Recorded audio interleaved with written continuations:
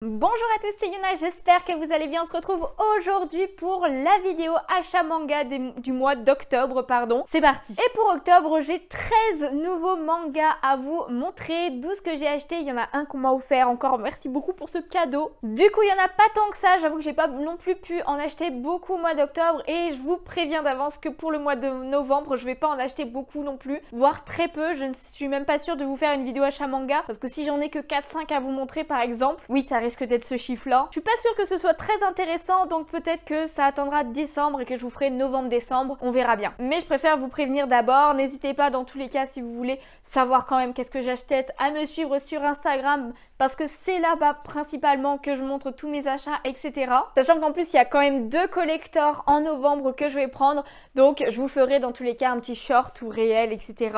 dessus quand je les prendrai. C'est celui de Yona et celui de Nina. J'ai trop hâte de les avoir. Mais en attendant, parlons de ceux d'octobre quand même. Donc voilà, 13 nouveaux mangas à vous montrer aujourd'hui. J'ai une nouveauté et il y a 2 collecteurs dedans. Donc c'est parti, comme à chaque fois, on va commencer par ceux qui sont sortis en octobre avant de passer au rattrapage. Déjà en premier lieu, il y a le tome 10 de Blue Box qui est sorti début octobre et que j'ai pris. Donc voici pour la couverture du tome 10, sachant qu'il existe aussi une couverture alternative, mais il fallait commander sur le site de 9ème Store pour l'avoir. Elle était très jolie, même un peu plus jolie que celle-ci, mais j'avoue que j'ai pas pris la peine de faire ça, j'ai juste pris celui-là. Par contre, je ne l'ai pas encore lu parce que je me suis rendu compte il y a pas si longtemps que ça qu'en fait j'avais pas le tome 9. Donc oui, j'ai acheté le tome 10 sans avoir le tome 9, j'avais complètement zappé que j'étais en retard sur la série. Donc écoutez, c'est pas grave, faudra que je l'achète à un moment donné, je suis pas sûre de pouvoir en novembre, mais voilà, faudra que je le prenne. Mais en attendant, dans tous les cas, je peux pas lire celui-ci pour l'instant. On continue avec ensuite Promise Cinderella que j'ai pris le tome 5 avec cette couverture-là. Donc voilà nos 2 personnages sur un ton orangé comme ça, elle est très jolie avec l'arrière comme ceci. Je l'ai lu celui-ci parce que c'est une série, comme je l'ai dit déjà plusieurs fois, que j'aime beaucoup. Et ce tome-là était très intéressant parce que on était surtout sur le passé de la fille, enfin la personnage principale de l'histoire. Donc on en apprend beaucoup plus sur elle, pourquoi elle a un peu ce caractère aussi, ce genre de choses. Sur sa relation avec le frère, voilà, qui était un petit peu... on savait pas trop ce qui se passait, maintenant on a compris de comment ils se sont connus, etc. et leur relation qui est un petit peu particulière par rapport à ce qui s'est passé. Mais en tout cas, c'était super intéressant, donc j'ai très hâte de lire la suite. Ensuite, en octobre, il y a le tome 28 de Jujutsu Kaisen qui est sorti. Et comme j'étais un peu en retard, eh bien j'ai pris aussi le tome 27 que je n'avais pas encore pris. Donc déjà, je vous montre le tome 27 qui est comme ceci. Et ensuite, voici pour le 28 qui est sorti en octobre. Du coup, je les ai lus tous les deux et surtout parce que j'étais hype à la fin du tome 26 qui était ouf, genre une bombe qui était apparue à la fin du tome. Donc du coup, j'avais hâte de lire le 27, mais j'avoue que la hype est retombée. Voilà, parce que, je sais pas, je sais pas à quoi je m'attendais, mais peut-être pas forcément à ça, et dans tous les cas, c'est un l'arc final, je suis pas très fan, je vous avoue, de l'arc final. Je pense que ça rendra mieux en animé, en tout cas, avec l'animation, les combats et tout, ce sera beaucoup plus dynamique, beaucoup plus sympa à lire. En manga, c'est sympa, mais genre, il y a plein d'autres mangas que je préfère lire que Jujutsu Kaisen, alors qu'au début, j'adorais. Mais là, je sais pas, c'est retombé. Je préfère en animé Jujutsu Kaisen, j'avoue, qu'en manga. Il y a certains mangas comme ça, je préfère les lire plutôt que les regarder, et d'autres je préfère les regarder que les lire. Mais ça ne m'empêchera pas quand même de finir la série en manga parce qu'il reste plus que 2 tomes. Ça serait con d'avoir été jusqu'au 28 et de ne pas acheter les 2 derniers pour savoir la fin. Mais j'avoue que si un jour je dois me débarrasser de certaines séries, je pense que Jujutsu Kaisen pourrait potentiellement faire partie de celle-là, même si j'aime beaucoup.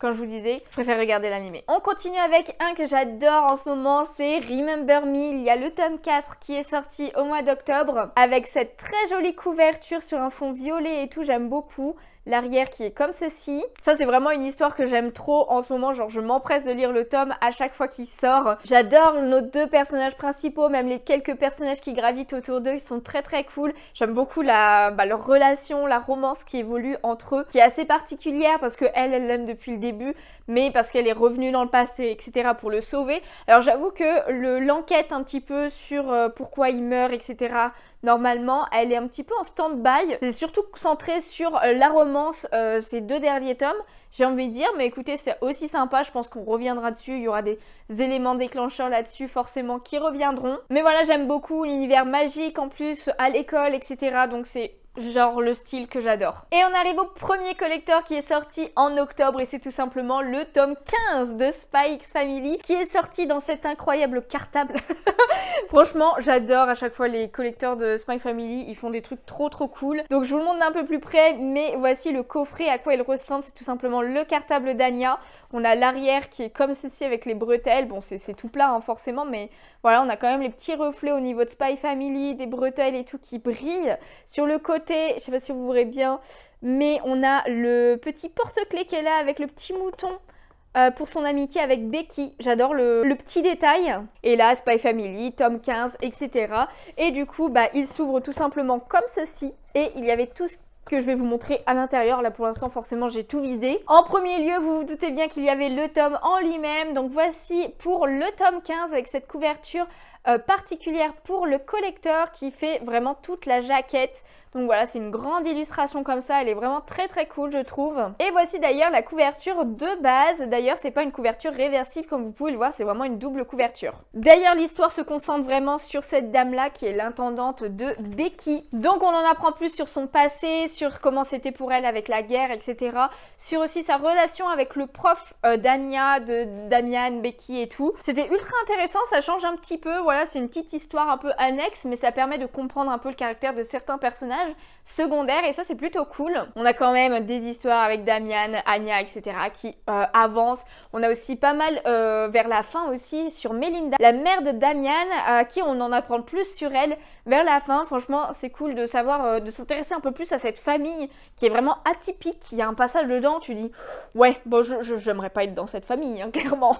Et après bah forcément plein de moments drôles, stylés, etc. Donc franchement j'adore Spy Family, c'était encore un très bon tome. Et j'ai toujours aussi hâte de lire la suite. Ensuite, on a eu pas mal de goodies liés à l'école. On a d'abord une petite trousse de Anya. Donc voilà comment elle est de ce côté-là. Et l'arrière est comme ceci. Donc voilà, ça s'ouvre. J'ai laissé même le carton Spy Family.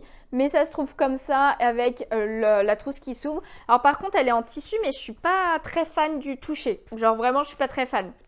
Je sais que perso, je l'utiliserai pas et que je vais la laisser dans... genre sur l'étagère Spy Family parce que c'est quand même un item un peu cool. Quoi de mieux qu'une règle pour aller avec la trousse? Donc du coup on a eu cette règle là qui est très sympa par contre. Là clairement je vais l'utiliser avec cette illustration. Donc une règle de 20 cm. Derrière il n'y a absolument rien par contre, hein, c'est tout blanc. Mais elle est très sympa celle-là. Et ensuite on a eu un petit pot à crayon de couleur. Donc pareil avec Anya dessus. Et Bond aussi qui est de ce côté-là, Spy Family, avec un taille-crayon sur le dessus. Je ne sais pas si vous verrez bien avec le focus, oui ici c'est bon. Et après c'est 6 petits crayons de couleur, donc il n'y a rien par contre, ils sont vraiment en bois, comme ça. Je les ai pas testés, ça se trouve ils sont bien, j'avoue, mais j'avoue, perso je les ai pas testés. Et ensuite pour finir on avait 3 ex-libris métallisés, donc qui brillent de mille feux. Tout d'abord on a celui-ci avec cette illustration d'Anya et les cerisiers, là moi franchement je l'adore, je l'aime trop.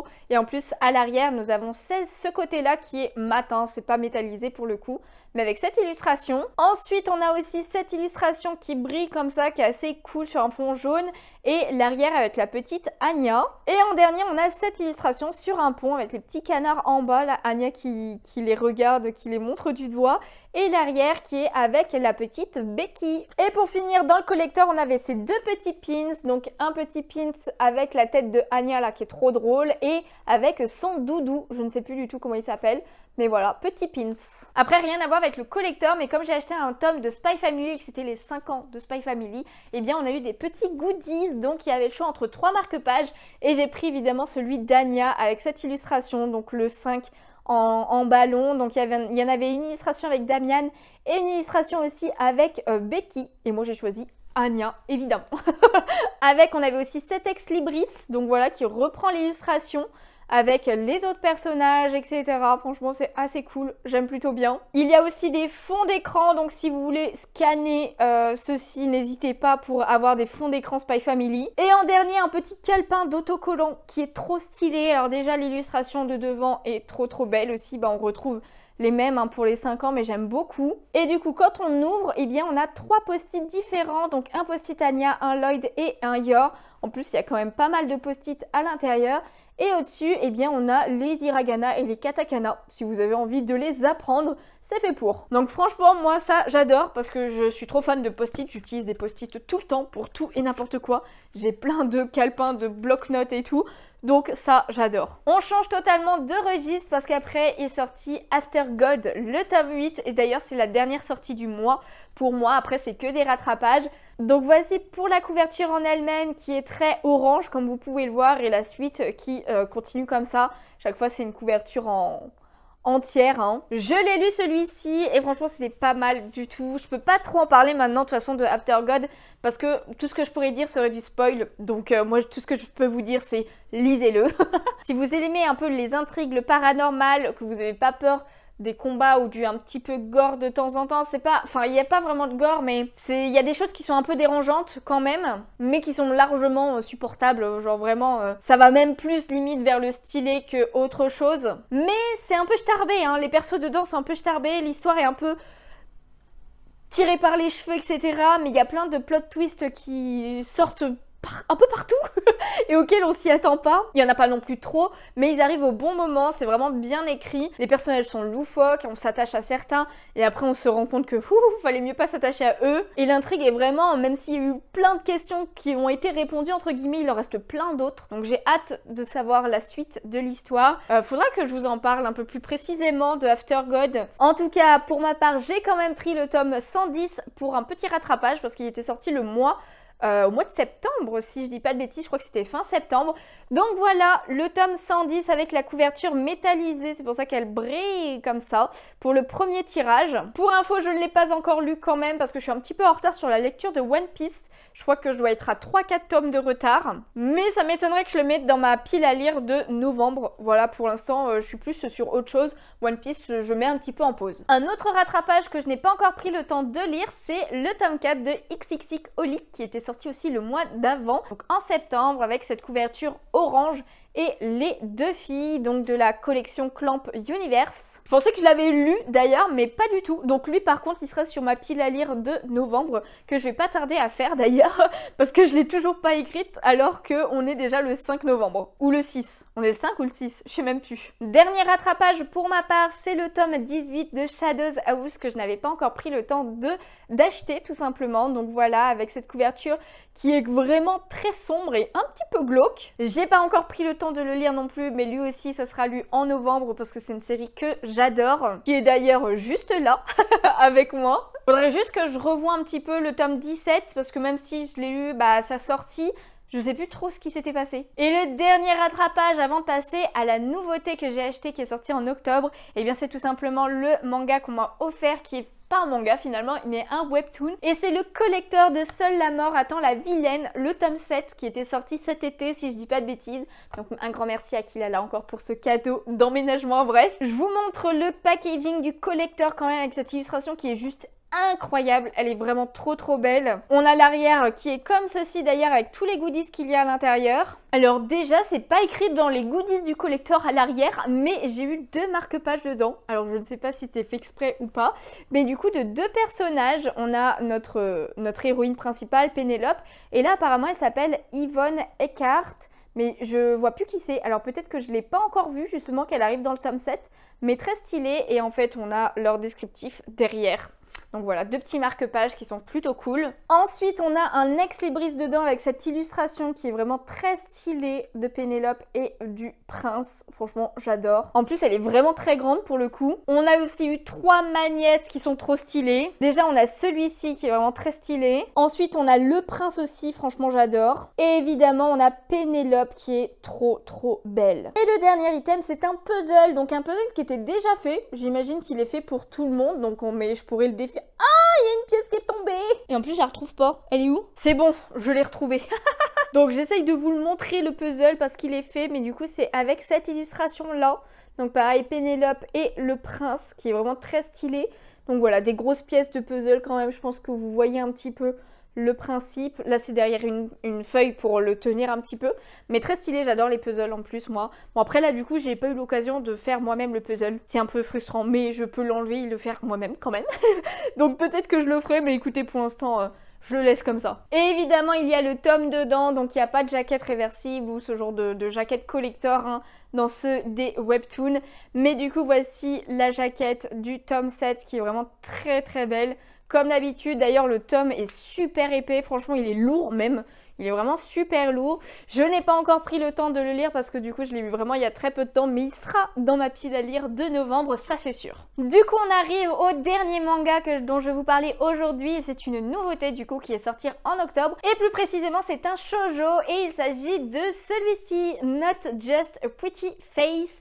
Donc voilà, il y a les deux premiers tomes qui sont sortis en même temps le même jour et je les ai pris. Donc du coup déjà je vous montre la couverture du tome 1. Franchement j'adore les couvertures, c'est ce qui m'a fait craquer vraiment pour le manga. Et voici aussi la couverture du tome 2 qui est tout aussi belle avec l'arrière comme ceci. Du coup je les ai lus, j'attends jamais avant de lire une nouveauté, j'ai trop envie de savoir si je vais aimer ou pas. Et je vous avoue que j'ai bien aimé celui-ci, c'est quand même pas un coup de cœur en termes de shoujo, mais il était bien sympathique pour ces deux premiers tomes. Pour vous parler un petit peu de l'histoire, on va suivre Sana, du coup c'est la jeune fille qu'on voit là, qui est fan des réseaux sociaux et plus précisément des beaux mecs sur les réseaux sociaux. Donc elle vraiment son kiff c'est de flâner sur les réseaux sociaux et de voir des photos de beaux gosses, ça lui requinque toute sa journée. Elle aime trop ça, sans pour autant leur écrire ou quoi que ce soit, c'est vraiment genre juste visuel, mais ça la met de bonne humeur. Du coup elle cherche tout le temps des beaux gosses à suivre, etc. Et elle sait qu'il y a un beau gosse justement qui apparemment serait inscrite à son lycée, sauf qu'elle ne l'a jamais vu et personne ne l'a vraiment jamais vu. C'est un peu une rumeur, mais apparemment il sera inscrit. Et vous vous doutez bien qu'un jour ils vont se rencontrer, donc c'est Kanato, il s'appelle Kanato Ugo, voilà c'est ça. Donc ils vont se rencontrer et en fait le problème c'est que Kanato il a un ultimatum par le proviseur à cause de toutes ses absences. Et oui, s'il ne veut pas se faire virer du lycée, il doit faire en sorte que le compte du lycée ait atteint les 100 000 followers en un temps imparti. Sauf que le problème c'est que lui il n'y connaît absolument rien en réseaux sociaux. Donc il va le demander à elle qui s'y connaît bien pour faire en sorte de réaliser le projet et qu'il ne se fasse pas virer. Elle forcément a les anges et du coup elle va s'occuper du compte du lycée en prenant des photos de lui, qui est le beau gosse du lycée, pour faire augmenter le nombre de followers du compte. Évidemment, vous vous doutez bien que leur relation va pas s'arrêter à ça, ça va évoluer en romance, évidemment, c'est le but du manga. Et ben écoutez, c'est plutôt sympathique, j'aime bien. Après, petit que je trouve, c'est que c'est dommage, c'est que c'est vraiment ultra concentré sur eux, on connaît aucun personnage autour, à part une amie à elle qui est aussi fan de beaux gosses, mais qu'on voit très peu finalement, donc j'espère quand même qu'il y aura un peu d'autres personnages qui rentreront un petit peu plus dans l'histoire par la suite en tout cas, mais on verra bien. Dans tous les cas, c'était quand même deux bons tomes pour un début de manga. Et d'ailleurs, je vous l'ai pas dit, mais c'est de chez Agatha. Et d'ailleurs, pour l'achat des deux tomes de cette nouvelle série, on avait droit à un petit booster comme il y a eu pour Oshinoko il n'y a pas si longtemps que ça. Petit booster avec des cartes à l'effigie des personnages dedans. Donc comme vous pouvez le voir, je ne l'ai pas ouvert encore. Il y a 5 cartes en tout qui existent et il n'y a que 2 cartes par booster, si je dis pas de bêtises, 2 ou 3. Écoutez, on va bien voir parce que j'ai gardé le booster scellé exprès pour l'ouvrir avec vous lors de cette vidéo. Donc écoutez, c'est parti, j'ouvre ça et voyons voir les cartes qu'on a dedans. Attention, tada! Alors il y a bien 3 cartes déjà et c'est parti. Déjà on a celle-ci, oh elle est trop mignonne. D'ailleurs c'est la carte numéro 4, je vois elles ont des numéros. Ok, ensuite j'ai celle-ci, oh là là mais quel beau gosse. La carte numéro 2. Elle est très belle aussi. Et en dernier, eh bien, j'aurai celle-ci. Oh, je l'adore, la carte numéro 1. Du coup, j'ai la 1, 2 et 4. Il me manque la 3 et la 5. Malheureusement, hein, j'allais pas acheter 4 fois le tome pour essayer d'avoir les autres cartes. Donc, s'il y en a qui ont les cartes et qui s'en foutent totalement, qui ont la 3 et la 5, n'hésitez pas à me dire. Enfin bon, voilà, ça clôture cette vidéo. N'hésitez pas à me dire en commentaire comme à chaque fois tous les mangas que vous avez achetés en octobre, si on a des achats en commun ou ce genre de choses. Évidemment, comme à chaque fois aussi, si la vidéo vous a plu, n'hésitez pas à laisser un petit pouce bleu, ça me ferait super plaisir. À vous abonner si ce n'est pas déjà fait. C'est un énorme soutien que vous pouvez me faire, donc merci beaucoup à tous ceux qui le font. Tous mes autres réseaux sont dans la description, donc n'hésitez pas à y jeter un petit coup d'œil aussi. Et puis en attendant une prochaine vidéo, moi je vous fais de gros bisous et je vous dis à bientôt. Bye bye.